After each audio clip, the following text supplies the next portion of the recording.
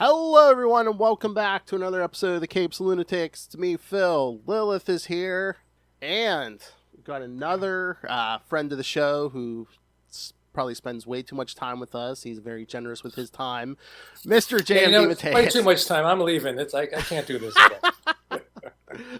I'm always like, oh, he's probably writing like 5 things right now. I can't, should I bother him? He's writing probably 5 books right now.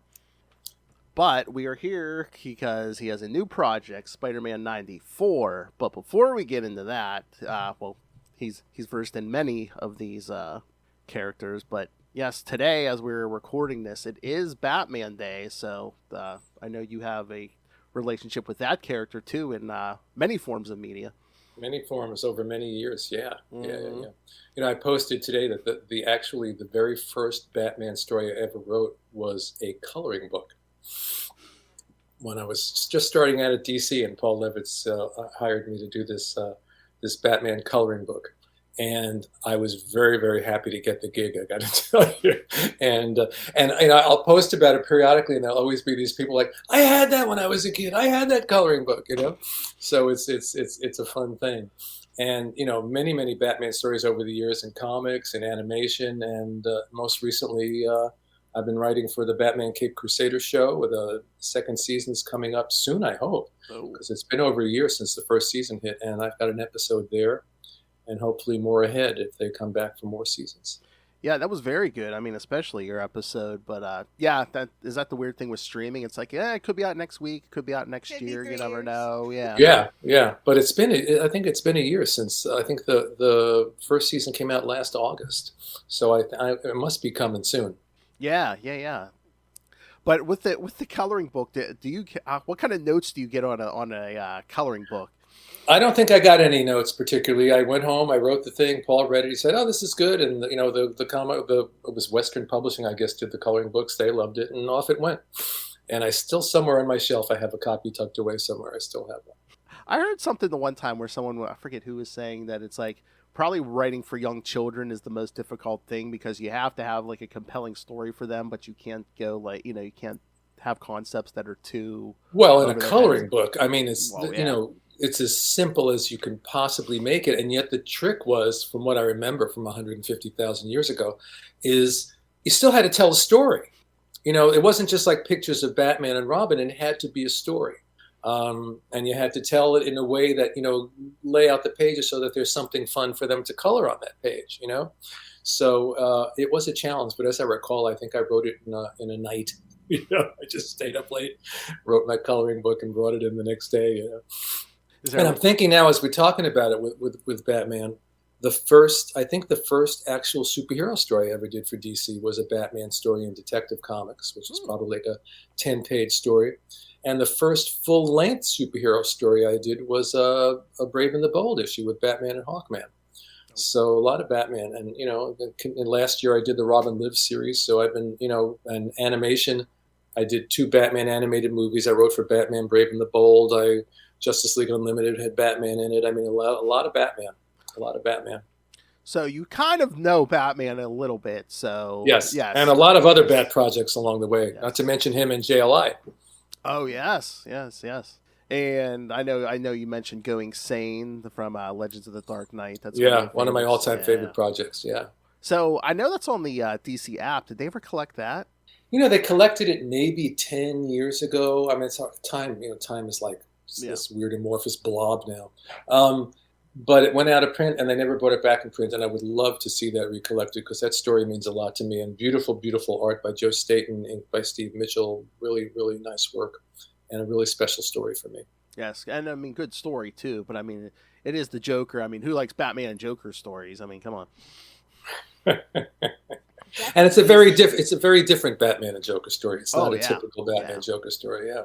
But so, like I was going to say, you have a lot of experience with this character. Why is he so popular? Is it just because the human side, because he has no powers and people can relate to that? Or even these days, I mean, for a loner, I think he has more sidekicks than any character in pop culture. Right, so. I know. It's really, really funny. Is it the family thing now? It's like what they've done. It's the same thing has happened with Spider-Man. Spider-Man is the loner in the Marvel Universe, and he's got like 150,000 other Spider characters. And it's sort of like what the Batman comics were, especially like in the 50s and 60s, when it was, Batman and Batgirl and Bathound and Batmite and this Bat and that Bat, and, it is interesting because, the character has gone through so many evolutions over the years too. And even in terms of, when I've written the character, you can write Batman a lot of different ways. Is he the dark psycho version of Batman that we've seen? Is he the really lighthearted version from Batman Brave and the Bold? And every sort of incarnation in between. I don't really subscribe to Psycho Batman. I think he's traumatized, but I think he is at his core a good and decent and compassionate guy, and really ultimately a symbol of light for Gotham City. He's not just one psycho fighting a bunch of other psychos, Cool. But he seems to survive through all these incarnations, as all the classic characters do. Superman in 1939 is not the Superman of today by any stretch. But there's some essence there. There is some essence there, and it's hard to put your finger on it. It's like these things. They kind of resonate in the collective consciousness. Like I always say, it's like we get a Batman or a Superman because for some reason we all need that symbol in our lives. And that maybe 1,000 years ago in some other myth, the same energy that appears now as Batman appeared as some other god or some other character that people responded to. But now for our modern age, you got Batman and Superman and Spider-Man because there's some need in us for these characters to fulfill something in us and for us to project something of ourselves onto these characters. But Batman's popularity doesn't ever seem to end. Was it because he's been around for so many decades, and it's like everyone has their favorite version in their head, and but there's a reason why he's lasted. You know what I mean? Right. You go back to those of us. I was in junior high school when the Adam West show came on. And that's like that was Batman for a lot of people. Also ruined Batman for a lot of people afterwards, but we loved it at the time. Mm-hmm. And the character mutates, but I think that there's some essence there that resonates with us, on one level it's just, it's Gotham City, larger than life, a great rogues gallery, but lots of characters have great rogues galleries, and there's just some essence, some indefinable essence that really, really resonates with all of us for some reason. Well, it is such I don't want to say simple story, but it's something everyone can relate to, just the tragedy of his origin and then just building himself up into the man he needs to be or wants to be. Right. He is despite the fact that he's a multimillionaire, if not a billionaire in today's dollars, he is a self-made man in his own way. Yeah. It helped that he had a fortune to help him make himself, but he was a self-made man. There is something to that, right? All these other guys are flying around with all these powers, and he's like, no, I'm just going to put on this suit, and I'm going to be better than all of you. And I think a lot of these characters, for all of us in some way, psychologically, represent our own potential. I always see Superman as the embodiment, as I'm not the only person who said this, a million people said this. He's the embodiment of the best of us, that we project the best of us onto him, and then he inspires us in turn. And Batman, maybe that's it. Maybe it's the fact that, you don't need superpowers to make a difference in the world, which is why, of course, most of us at night put on a costume and go prowl the city. Yeah, that's true. Hi.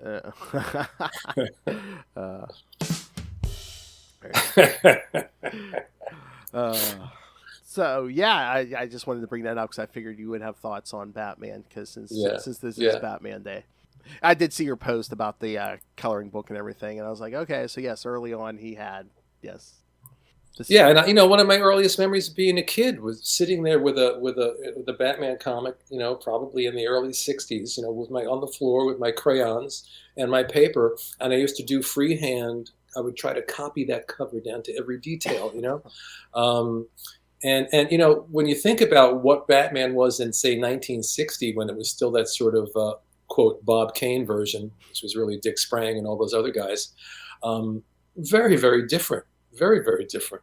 And yet the character evolves, and yet something stays the same. There's some need in us and something that character fulfills that's kind of magical and transcendent in its way.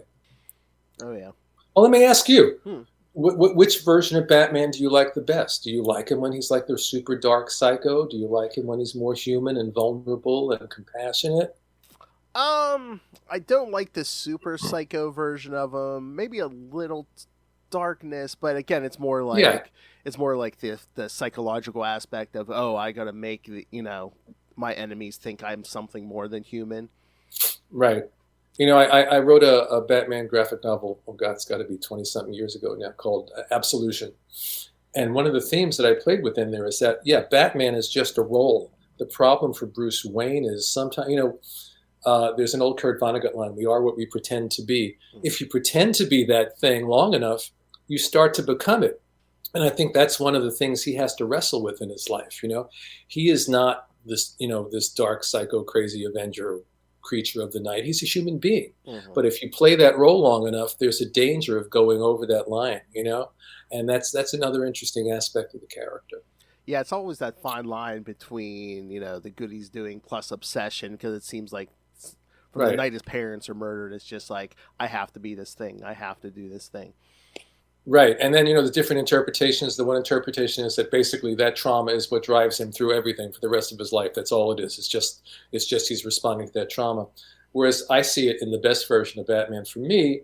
Yes, that was a great trauma. Yes, that motivated him.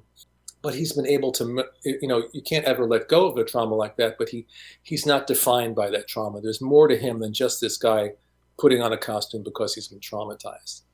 I always used to joke, and actually when we did the Robin Lives series last year, we kind of got there with the story, that the reality is, what Bruce Wayne needs is to go to therapy and use his billions of dollars to help the world in a more intelligent way. Yeah, what? But I'm sorry, what'd you say?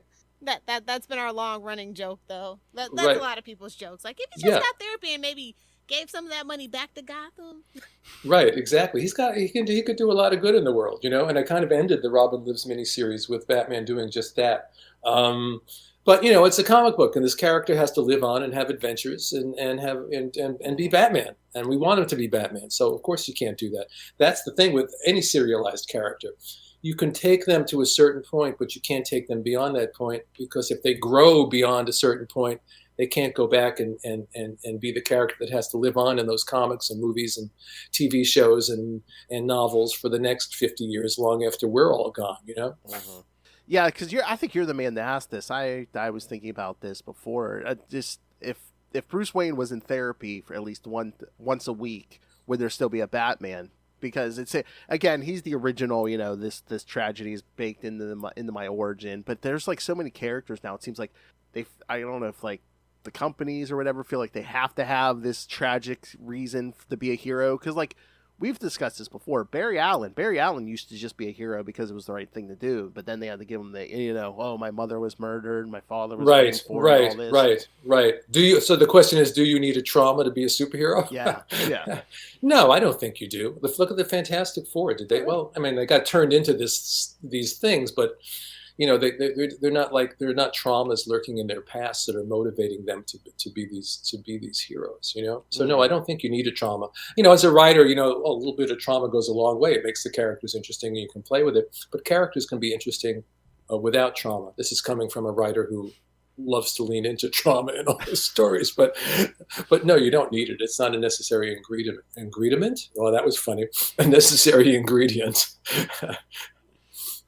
But I'm just like, I guess any version, because again, it's like the Adam West, like you brought up the Adam West show. It's like, yeah, that Batman was not traumatized at all. He mentions the parents' death in like the first minute of the first episode. And then do they even mention it? They do. He says something about he's giving a speech to somebody, and he's like, my parents were taken by crime or whatever, and they never mention it through the series ever again. So. Yeah. It's just like one line he throws out in the beginning of the first episode. That's it. And yet that is the definitive Batman for a certain generation of people. Mm-hmm. That's an amazing thing. Oh yeah, I remember. Even when I was a kid, like they play that in syndication, like during every day during the week. Yeah.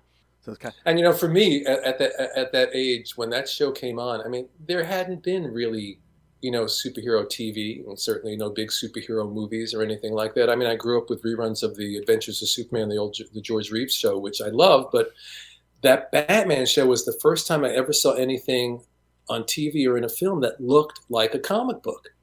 I still remember seeing the trailers for it before it even came on, and there was a scene with this, the Riddler exploding out of this giant elephant, or I forget, whatever it was, and it's like, holy, that looks just like a comic book come to life. So it was a thrill as a kid to see anything that even resembled a comic book come to life on screen. Oh yeah, it probably works. It was based on a comic book because they did want it like bright and all the because they said they said that I think that and Star Trek sold so many like color TVs. Yes, then, yeah, that's right. People forget that was a big transition from black and white to color.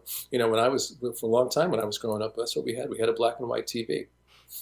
And you would just project the color. I remember these stores that used to sell this little plastic sheet you could stick onto your TV, and it had like gradations of color on it. It wasn't color that matched anything that was on the TV, but it would put some color in front of the image. Probably sold it for $1.99 or something. Oh, jeez. We've come so far. Now I have to explain to my 12-year-old. Yes, we had to take our media and put it in a player to like watch it back in the day. If we, I could do the old man thing. Go, we had to get up and change the channel ourselves. We didn't have a remote control. It went click, click, click. I was the remote control. Right, exactly. Your parents would say, "Go change the channel," right? Oh, and then what are your thoughts on God? What is it, like another 10 years or something? Batman's going to enter the That's going to be really interesting when those characters start flipping over into the public domain. Just like what happened with Mickey Mouse. And I'm sure you're going to see all kinds of crappy, awful, sleazy, like what as soon as they did Winnie the Pooh went into the public domain, they did Winnie the Pooh slasher movies. It's like, come on, guys, this is the only thing you could think of to do. The flip side is that I guess a lot of creative people who get to do their own versions of Batman based on that. You can only do it based on that character from that year. Mm-hmm. They can't bring in any elements that weren't in that period of time, and he has to look like that and all that. And then there are all these kind of, I don't understand the law, there's all these kind of trademarked elements so that you can use it, but you kind of can't use it. So I think it's more complicated than we think it is. Yeah. When that rolls around. And when you have these giant corporations, get between them and a profit, and God knows what will happen. Yeah. As we've seen politically recently. Oh, yes. Don't get between me and my money. Oh, my. I mean, I think it's been away for a while, but I think they're not as subtle about it anymore. Now they're just... No, exactly. It's like, well, let's see. On one hand, we have democracy. On the other hand, we have profit. Okay, goodbye, democracy. Let's move along here. All right. I was going to say, we'll get to Spider-Man 94. But speaking of Spider-Man, I did see...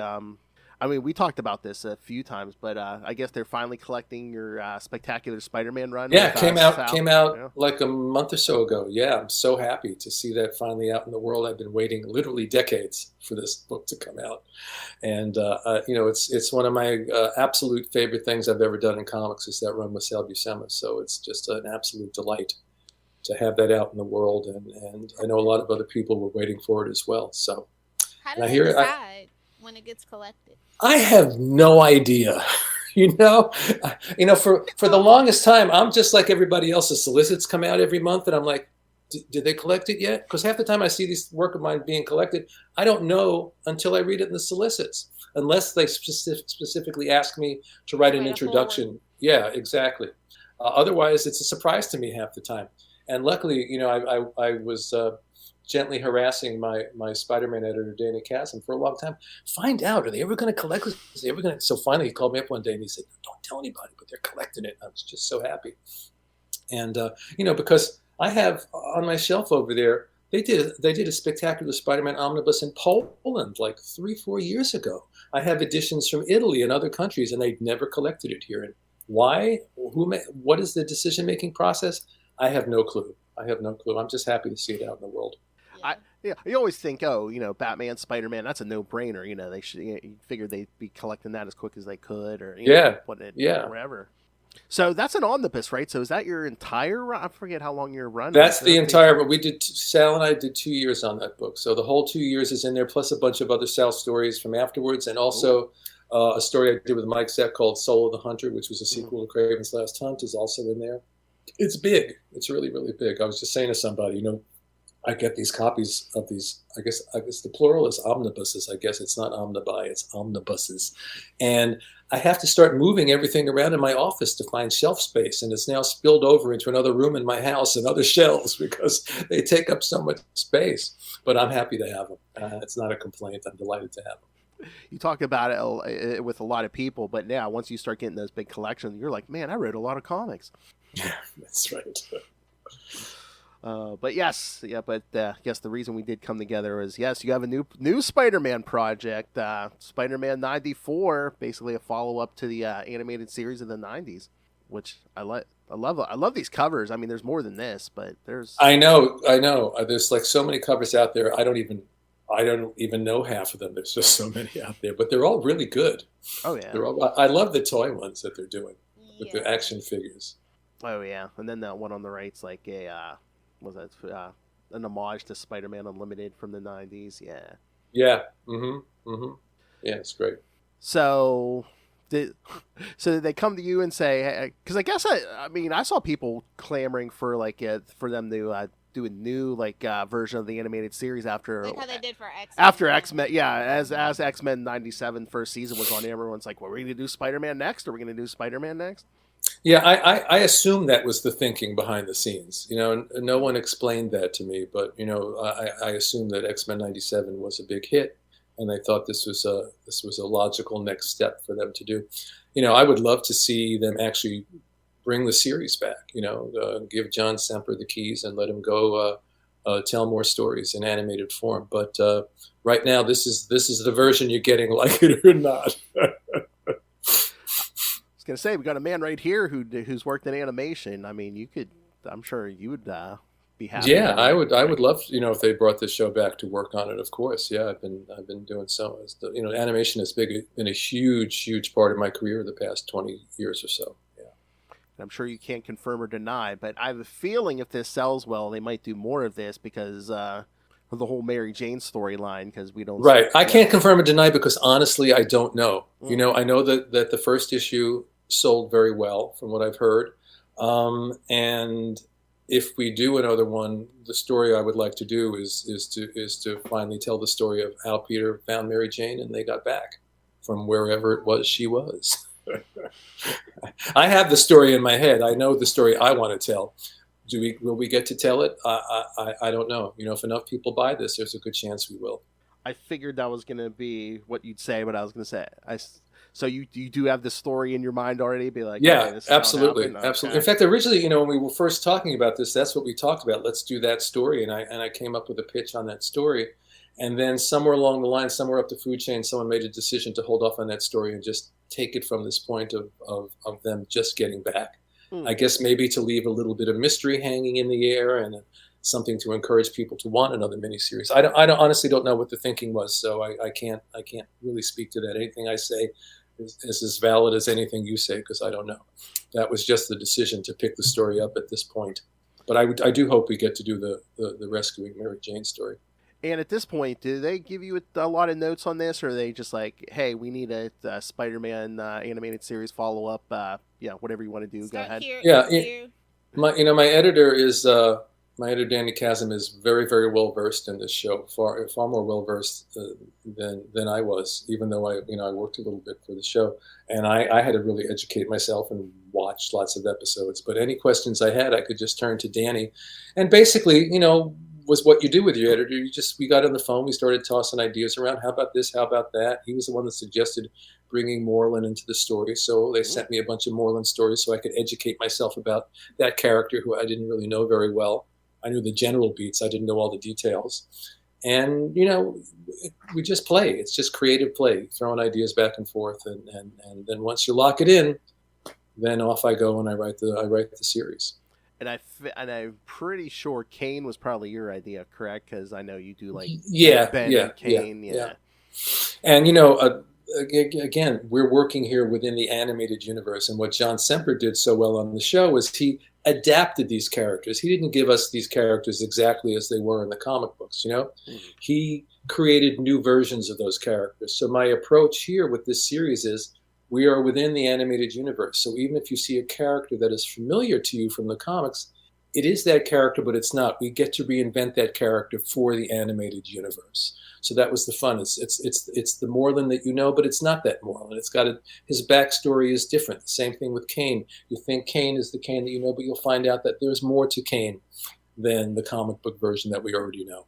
Is that a little bit of a challenge, just keeping everything straight in your head? Be like, okay, this isn't 616 Spider-Man. This is the animated series Spider-Man. Yeah. That's the challenge. Yeah, that is the challenge, because I'm like, okay, we're working in the animated universe. At the same time, this is an animation script. It's a comic book. It's comic book storytelling has certain structure and rules that you have to follow that you can't do in animation, and vice versa. So you have to make it an exciting comic book, but you want to be true to the spirit and the character of the animated show, So it's a fine line, but once I did an issue or two, I think I got in the groove with that and got it all worked out. But yeah, so you said the first issue did sell well then? Yes, that's right. I think we went to a second printing really quickly. Oh, nice. Yeah, because it feels like I think, and again, you could probably say this with a lot of these characters, but like I think animated series, whichever one it is always like a lot of people's first contact with Spider-Man. Like I know with me, it was Spider-Man and His Amazing Friends in the 80s. And with a lot of people, the 90s animated series was like their first contact with Spider-Man. And that's what I've seen.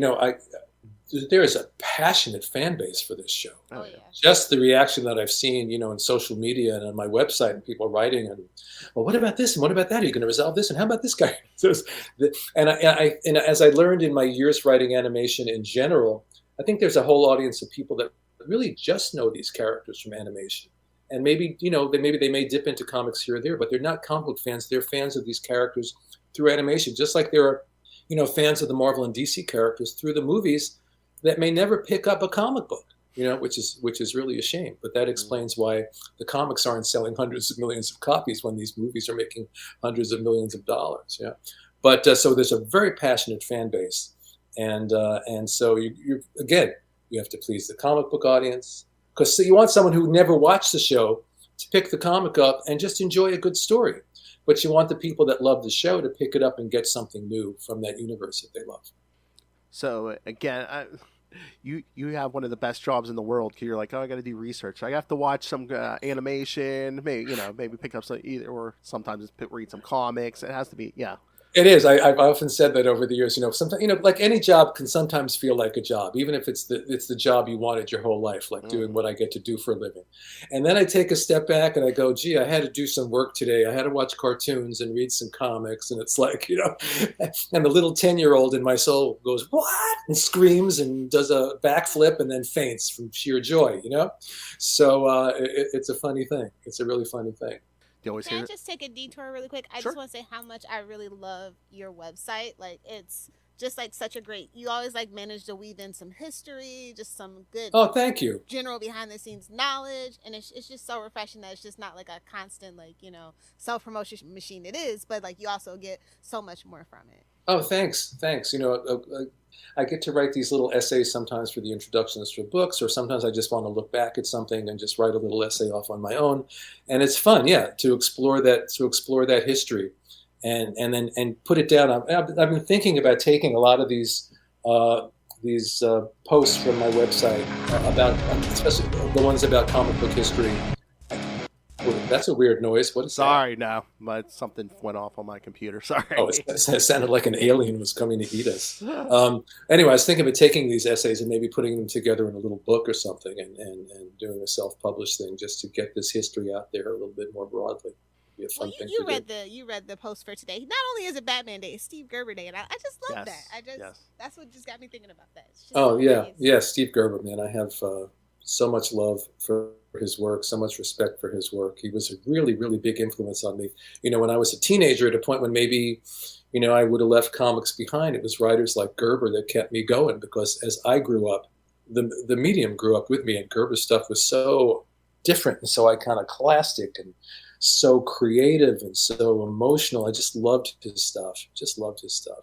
Yeah, because did you work on? Well, I know you and him both did Defenders at different points in time, but right, yeah, Defenders was one of my first gigs at Marvel when I started at Marvel, and Gerber set the tone for that book, which was you can do anything you want. He was not he was very big on just breaking down any barriers that were in his way, which gave me permission as a writer to make Defenders into what I wanted it to be, and do it my own way with my own voice. Yeah. I only got to meet him once, and it was just over a meal once, and we didn't really get to know each other in any way, shape, or form. But I feel like I got to know him through his work. I was asked to write an introduction for the next Marvel Masterworks, which collects the second round of his Man-Thing stories. So I got to write, which will show up on my website, a really long essay about his work and how much it impacted me and how much it means to me, and what a really, really important, I think he's one of the most important writers in the history of comics, for my money. Really, really that significant.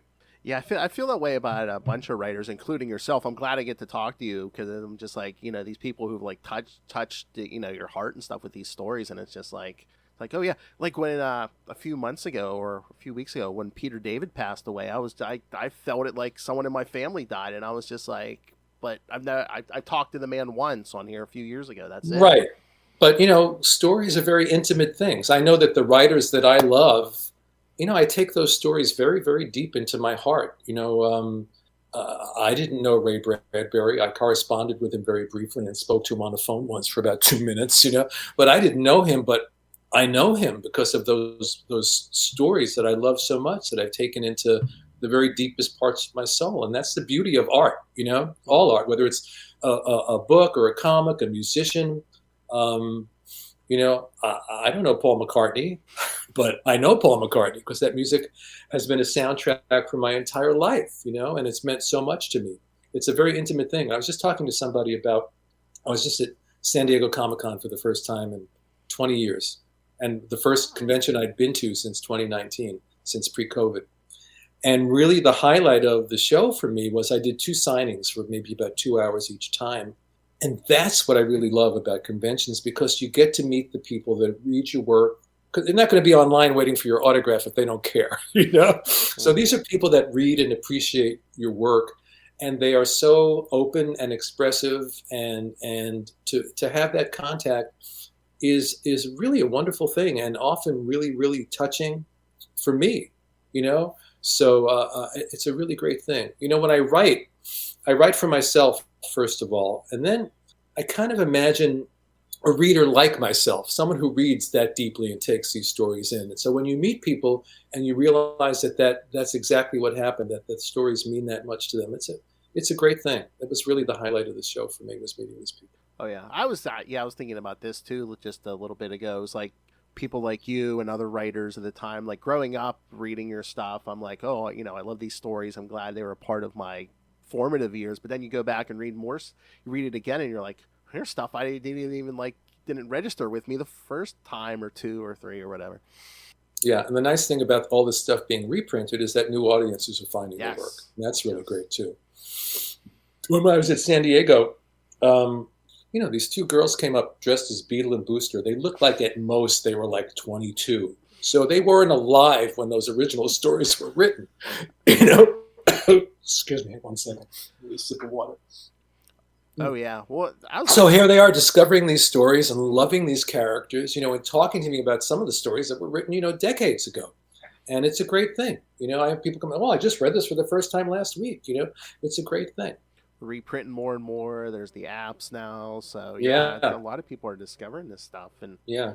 So I think we're finally filling in those gaps, because for some reason it seems like the 90s, maybe like late 80s and all the 90s were kind of like I don't know why, like a black hole where like a lot of the stuff wasn't reprinted or going up on the apps. There's a lot of flux in the industry too. Yeah, but I mean, yeah, I guess. I think a lot of that shouldn't have any impact on what they reprint, right?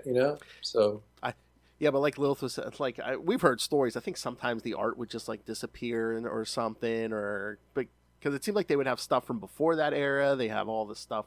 Yeah, I don't know why. Like, well, why did Spectacular Spider-Man take so long? When I know, 10 years ago, I have reprints from other countries. So the art was out there. It was scanned. It was printed. True. They could have done this 10 years ago. They could have done this 15 years ago. So I don't know. I don't understand the decision-making process, and I'm just grateful when it finally gets out in the world. You know? Yes.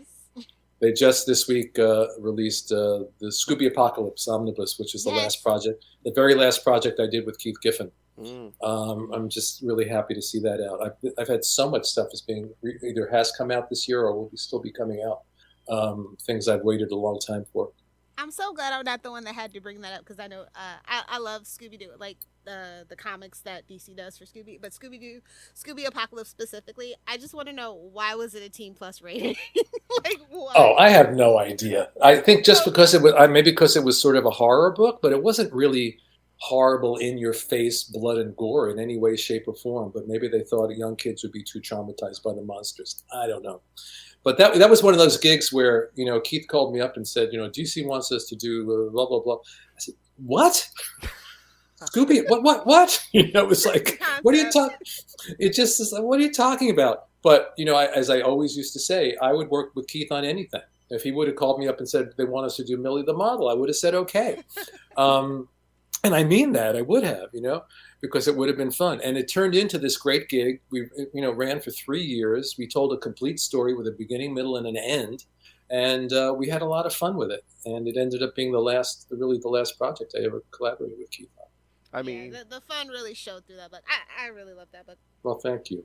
Well, that's why that magic kept happening with you and Keith, because again, you love it. You just enjoyed working with him, and like you said, you would have worked. You know, I don't care what the character is. I don't. You know, let's go. Yeah, sometimes it's the collaboration that is far more important than whatever the project is. And then, because I knew if Keith and I were together on this, it was going to be fun and we do good work. Always like a humorous time with working with Keith, because just from that JLI stuff, it seems like, I'm sure these guys are like trying to like crack each other up. And yeah, I mean, it was, you know, people always imagine, and we probably talked about this in the past, you know, Keith and I weren't like we were in the same room like a writing team writing this together and laughing our heads off. You know, he wrote the plots, I wrote the scripts, and it was more like a game of tennis. You know, he would volley toward me with the plot, and I'd mess around with it in the script and hit it back to him. He'd build on what I do, I'd build on what he did, you know, and it went from there. And as I've said before, the great thing was, you know, when you get thrown together on a monthly comic book, it's not like you guys know each other or anything. It's just you're the team. The editor puts you together, and you're working together. And you know, we didn't know Kevin. I didn't really know Keith well. We've been working on the Dr. Fate miniseries together that I wrote and he drew. And then over time, you know, if it works out, like, you know, Keith and I became really good friends over the course of the years. Didn't start out that way, and yet we had that creative chemistry right from the beginning, even without knowing each other well. Something happened on the page, just like something happened on the page with Sal Buscema in Spectacular Spider-Man. And maybe if we'd never, ever spoken to each other, we still would have had that chemistry on the page. But the bonus is when you discover that the person that you're working with is a great person, and you get to know them, and they become a friend. You know, it's a great thing. That's great. Yeah, I mean, you could tell just from reading those Justice League issues, yeah, that you guys were having a great time and just syncing so well. Yeah. Yeah, and I always have to add two things. One is that, you know, the incredible impact Kevin McGuire had on those books. If he had not drawn that first year and a half of Justice League, we may not be talking about that book today. It was so important to have Kevin there. And then our editor, Andy Helfer, who was the glue that held the whole thing together. He really was one of the best editors that ever sat behind a desk at DC. Just that cover to the first issue. I mean, you see that everywhere, or people are homaging it everywhere. Yeah. Yeah, that cover has, and Kevin has, you know, when you go to conventions, you see Kevin has 150 variations on that cover, you know, with all different characters, you know, from DC characters to Marvel characters to Doctor Who to you name it, all with that camera angle, all with that look on their faces, you know. All right, I'll detour us a little bit now. I think I saw on social media you did see the Superman movie? I did indeed. And I think you enjoyed it. I liked it a lot, and seeing it the second time when we watched it on TV, I liked it even more. I thought it was terrific, really terrific. Oh yeah, I did see it's on HBO Max now. I want to go back for my second watch. Yeah, but how did you feel about their take on Guy Gardner, who you worked with through your Justice? Oh yeah, I loved it. You know, and it wasn't just Guy Gardner. That whole Justice Gang thing was a complete JLI vibe. You know, it was absolute total JLI vibe. And I know that James Gunn is a huge JLI fan, And so I wouldn't be surprised if somewhere down the line we see some incarnation of the Justice Gang evolving into JLI. Mm-hmm. But I thought that Nathan Fillion, perfection as Guy Gardner, absolutely. I do know he did say his brother, who's playing Max Lord, is like the version of Max Lord you guys did. So yes, I was really happy to read that. That it's like, no, we're not going with that other not evil darker Max Lord version. Yeah, no, this is he's a bit of a manipulator, but at heart he's a really, really good guy. And actually, this convention I'm going to, GalaxyCon in St. Louis in October, I believe that Sean Gunn is going to be there. So maybe I'll introduce myself to Max along the way. Oh, you got to get a picture. Yeah, you and Max Lord. Well, really nice thing. My friend Heath Corson, who's a writer that you may have heard of, works comics and TV. He's working on a comic book project with Nathan Fillion. And so while we were in San Diego, he had me autograph a couple of JLI issues, guy-centric JLI issues, which he gave to Fillion. And he's sent me a great picture of Fillion holding the 2 JLI issues in his hand. Oh, wow. Nice. Speaking of other comic projects, what's going on with the multiverse? Multiverse, we did our first 2 rounds with all the 5 books, and we are hopefully gearing up to get the 3rd round going. We've had a few bumps in the road in between that slowed us down a little bit, but I am determined to get the 3rd chapters out there and finish off each of these individual miniseries. And then if that's still successful, there are more stories to be told with all these characters down the line. But the first 2 Kickstarters went really, really well. I was really, really happy with the way they turned out. It was such a unique thing to launch 5 different books with these 5 great artists all at the same time. So I'm looking forward to moving forward with phase 3 of the DeMatteis. Yeah, I hope in 2026. So it's up to you. You're going to keep going. Yeah, nice. Yeah. Unless something happens to stop us along the way, and you never know with the economy or this, that, or the other thing that's going on in the world right now. But my hope is that we will continue. I envision each of these as a 4-issue miniseries, but that's not the end of the stories. That's the end of a story for each of these characters. So I could see at least 3 miniseries to tell the whole complete thing for each of these books. Mm-hmm. And some of them could go on beyond that. So now that you mention that, on the business side, do you think is it more attractive to readers these days to do almost like sets of okay, here's 1 through 4 of this arc, here's 1 through 4 of this arc, instead of just having big issue numbers on covers? You mean instead of an ongoing? Yeah. Instead of here's a issue 210. Oh, I see. I see.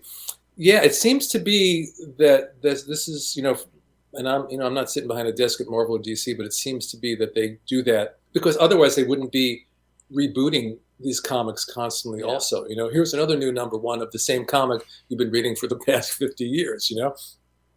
There's 2 different things. With a miniseries, you can tell a very concise story with a beginning, middle, and end.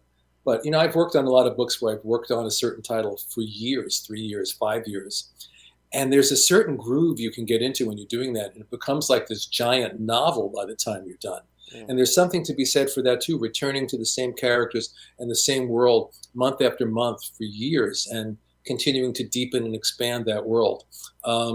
So both things are attractive, each in their own way, I didn't know, too, because now we collect everything. So because for the trades, is it easier to do it for the trades and stuff?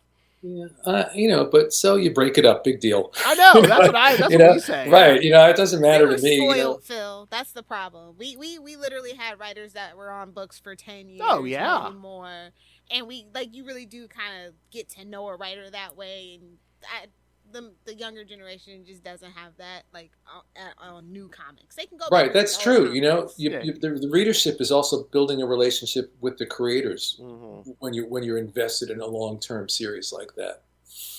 Oh, it's last time we were talking to Kelly Thompson, and she was even saying it's hard to if you want to do a B plot or a C plot in a book now, because you might only be there a year, maybe 2 if you're lucky. If you're lucky, yeah. That's true. So, subplots were always a big part of comics for a long time, and it's not so much anymore. There was always, you look at those old Lee Ditko Spider-Man stories. There was always so many little plot threads floating around, that sometimes would percolate for months, if not longer, and then they would pay off. And it's a great structural way to tell a story. or even like in your era, it's like, oh hey, what's Mary Jane doing at the moment? What's Jameson yelling about at the moment? You know. Right. You could take the time when you're there every month. You could take the time to sidebar into this and sidebar into that, and then the trick is always to see if you can work those things into the greater theme of what the story is. You know. Hmm. And I can't remember if I've asked you this before or not, but you probably have no idea. Do you have any idea if you've written more Spider-Man or more Batman? Oh, I've absolutely written more Spider-Man than Batman. You know, I remembered recently, you know, one of the first things I did at Marvel when I was just dipping my toe in the water, and Jim Shooter would throw me these odd jobs here and there. I wrote plots for France, for a couple of Spider-Man stories for France. Apparently what they would do is they'd have American writers write these plots. They'd get a French artist to draw it, and then a French writer to do the final dialogue. So one of the very first things I ever did for Marvel was Spider-Man. Then I moved on to Marvel Team Up. Then came, you know, Craven's Last Hunt, then 2 years on Spectacular Spider-Man, then another, you know, a couple of years on Spectacular Spider-Man, not to mention all the miniseries and one-shots and all these things over the years, and it never seems to end. So I think if you add it up, it's a lot more Spider-Man. I think probably Justice League stories at DC come close, though. I did a lot of Justice League, and especially when you start adding in Justice League and animation on top of that, I've done a lot of Justice League. Yeah, that's why I wasn't sure. I'm like, I think it's Spider-Man, but just with all the animation and Batman showing up in Justice League and stuff, I'm like, right, yeah. But I never had a long run on an ongoing Batman book. You know, that's one thing I never got to do. You know, I did, you know, one shots and graphic novels, and Batman was in Justice League, but it wasn't a Batman book per se. You know. Yeah. And as you said, a lot of animation to Batman animated movies and Batman Brave and the Bold and Justice League Unlimited. So there has been a lot of Batman, but you know that it would have been nice to have a long run on an ongoing Batman series. That would have been great. Never too late. I was gonna say, are you still interested in a monthly book? You know, like a monthly ongoing. Yeah, if it's the right book, it's the right character. With Batman, it would be fun. Yeah. I don't think it's going to happen, but it would be fun to do that and immerse myself in that world for a couple of years at least. Or even if they're like, hey, we'll give you 12 issues, you know, like a year of Detective Comics, would you be down for that? Yeah, absolutely. Nice. Absolutely. Now I need this. I need this to happen. But it's just going to be, you know, 12 issues of Bruce Wayne in therapy. So, you know, come on. We'll take it, finally. Yeah, I mean, he needs it. So, I was going to say, there's no way you would take Amazing at this point. They do 2 issues a month for Amazing Spider-Man. Yeah, you know, I don't say no to anything until the offer shows up, and then I think about it, and we'll see what's what. You know, we'll see. I don't see that offer coming my way, so I'm not really, you know, thinking about it. But you know, you never know. One thing I've learned of doing this for so many years is you never know. It's a very strange thing when you're a freelancer, and especially when you have a long career, because there's always these waves and these ups and these downs, and there have been periods where it's like, guys, I'm out here. I still exist, you know, and they forget. And then all of a sudden they forget for reasons that you have no idea why. And then they remember you for reasons why you have no idea why. And suddenly the phone is, you know, ringing off the hook again. Which is why for me, it's always been so important to do a lot of different things, to make sure I'm writing for TV or writing these animated movies or working on a book or just doing different things. Because as a freelancer, I always say you're always tap dancing on quicksand. And you got to tap dance really fast and really well. So A, that you don't sink, and B, that they say, look, that guy tap dances really well. We better hire him to write this, you know. But you got to have as many doors open as you possibly can, because you never know. And often it's for reasons that have nothing to do with you when the work dries up. But sometimes the work just dries up for a period of time. And you got to have another door open to walk through so that you can keep paying the mortgage, you know. Oh, yeah. Yeah, I don't know. Maybe they're just like, oh, he's probably working in something else right now. I don't know, you know, would he be interested in this? Go on. Yeah, you don't know. And you know, and it's a funny thing, like, you know, people, it depends on the editor, it depends on, you know, who's in charge of the company that week. You just never know. I've had situations where I've been like so busy, you know, so much work coming at me from a specific company, and then, you know, something happened somewhere up the line where the guy in charge decided, nah, we don't like his work anymore for whatever reason. And, you know, in a week's time, all the work goes away, you know, and then so you got to make sure that, like I said, that the other door is open. I learned that lesson early on, that you can't I learned not to be loyal to a company. You can't be loyal to a company because what is the company? I've seen 200 different versions of Marvel since I started in this business, and many versions of DC. You're loyal to your collaborators. You're loyal to your editor and to your artist and to the people, but you can't be loyal to a company. A company is just this sort of, I always see the company as like this H.P. Lovecraft kind of entity that's like sucks people in and spits them out and then sucks more people in and spits them out and just keeps rolling along, the Marvel that I grew up reading about was not the Marvel that was there when I first started working there in the Jim Shooter era, nor does anything at Marvel today even vaguely resemble the Marvel from when I first started, So you got to focus on the stories and the characters and your collaborators and do the best you can. But being loyal to a company is I think is absurd. Yeah, no, I mean that's in any industry. They always show those memes and stuff where we're like, you'll die. If you die, they'll replace you the next day, and after they've called you to say, I know you just died. Are you coming in today? Right. There was a time in America, many years ago, where like people they get out of college, they get a job at IBM, and they would work there for the rest of their lives. Yeah, exactly. That world doesn't. I've said several times, it's like now the whole world is like a freelancer because everybody, freelancers always have sand under their feet. So we always know that nothing is permanent. But if you look at the economy now and the way jobs are and everything, everybody's in that position now. Oh yeah, yeah. I just had to find a new job after being at the same place for 22 years. Yeah. Wow. That's got to be difficult. It's got to be really difficult. It was a strange transition, but yeah, no. I mean, in the end, it worked out better. A little more money. Oh, that's good. So you landed in a good place. Yeah. That's good. I'm happy to hear that. But yeah, no. I always thought it was like the license to print money. Like they had to like lure you in there, because anytime I see a solicit, it's like, oh, J.M. DeMatteis is back. Come buy this. Yeah, I'll tell you, Marvel recently seems to be this continuous stream of Spider-Man miniseries, which is fun because I love the character, and I did a little Magneto miniseries in between there too.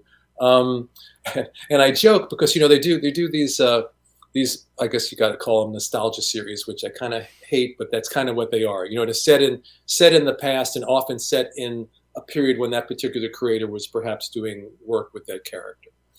And you've got amazing people working on a lot of these series. Ann Nocenti and so many other wonderful people, Chris Claremont, and all these people doing these series. And I always say, hey, guess what? We're all quite capable of doing stories set in the present continuity. It doesn't just have to be set in the past. We're writers. We can do anything. But people have mindsets. I remember years ago, someone was telling me that they were talking to some editor. And they said, and my name came out. Well, he's the guy he just says that funny stuff. Like all this editor knew was the stuff I did with Keith. And they just saw this one sliver. So you have to constantly reinvent yourself. You have to constantly create new avenues and new opportunities for yourself. And that's why something like the DeMultiverse, that's why for all these years, I've always had creator-owned stuff going while I was doing the Marvel and DC stuff. The TV stuff, the movie stuff, working on a book. I have a new book called Dark Future, which I hope will be out by early next year. A novel, sort of a metaphysical time travel story. Just work in as many different venues as you possibly can, because you never know when that door will close. You just don't, and it's not through anyone's cruelty. It's just the way it works. It's just the way it works. And by doing that, by constantly trying to keep these doors open and reinvent myself and keep new projects going, that's why I'm still here doing this all these years later. If I had just kind of put all my eggs in one basket, that could have been the end of it. I might be doing something else today. Again, you got to evolve. We're glad you're still here. Yes, we are. Thank you. I am too. But no, those miniseries, those set back in the day, they must sell because they keep doing it. So yeah, they keep doing it. It's for more our era now, Phil. Like we're the ones with the money. Everybody else after us, they don't have disposable income. So, I've had a lot of fun with all of them. The last one I did before this, the Shadow of the Green Goblin one, which was set really early in Spider-Man's career. I had a great time with that one. That was fantastic. Loved working on that. All right. Should we let this man go, Lilith? Absolutely. Let's let him get back to work or enjoy a Saturday, whatever comes first. Yeah, I think it's going to be enjoying a Saturday today. Oh, no. Oh, he's taking time off from writing. Jeez. Yeah, I know. I made a decision some years back. Back in the day, sometimes I would, I'd just be working constantly. It didn't matter if it was Saturday or Sunday. And I made a decision at a certain point that the weekends are sacred and I am not going to work on Saturday and Sunday unless I absolutely, if there's some, deadline that is so tight that I have to do it. Otherwise, the weekend is for me to just enjoy life and hang out with my wife and, work-life balance. I highly encourage it. Exactly. You need downtime. It'll burn yourself out. Yeah, absolutely. And, not to sound old, but when you're younger, burning yourself out, that's okay. I don't need to do that. I've done that. I've done that thing where I'm like working and working and working and working and working. Yeah, I'll take on 72 different projects and get them all in by next week. I've done that. I don't need to do that anymore. I really don't. No, you do not. All right. Thank you, sir, for your time. Always great to talk to you. Is there anything you have out or coming out that we haven't hit upon today? Let me think. Okay, we got the Spider-Man thing. We got all these collected editions. Dr. Fate is out. There's a new edition of Moonshadow out. Spectacular Spider-Man. Coming out in a couple of weeks is a new edition of Brooklyn Dreams, which is my autobiographical graphic novel, one of my favorite things I've ever done. Scooby Apocalypse is out.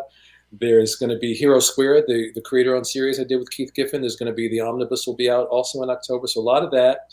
I've got this book, Dark Future, which should be out, hope by early next year. I've got the Batman Cape Crusader coming up.